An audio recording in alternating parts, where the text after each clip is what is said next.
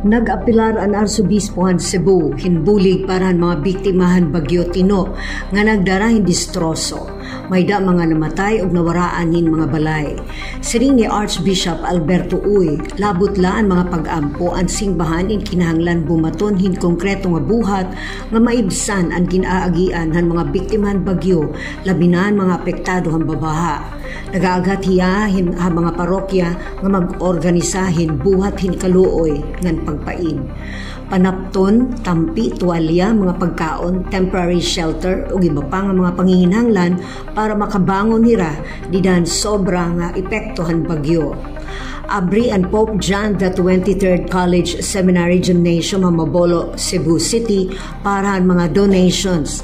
Aadto ang Cebu Caritas personnel naguhulat bugos nga adlaw pagkarawat ang mga donations. Kinakarawat gihapon ang cash donations pinaghan Archdiocese Cebu bank account ha Metro Bank may ada number 308-7308-700689. Ginahangyo ang Archdiocese nga i-send ang deposit slip ha Caritas or cebucaritas@gmail.com. Naglalaom hi Archbishop Uy nga magbuburublig han pagpadangat hin paglaom para han mga biktimahan Bagyo Tino. Samtang ginsusurat ini nga notisya, naabot na hin 92 ang ihaphan mga namatay, sobra 70 ni ang ihaphan na hi-record dito ha Cebu.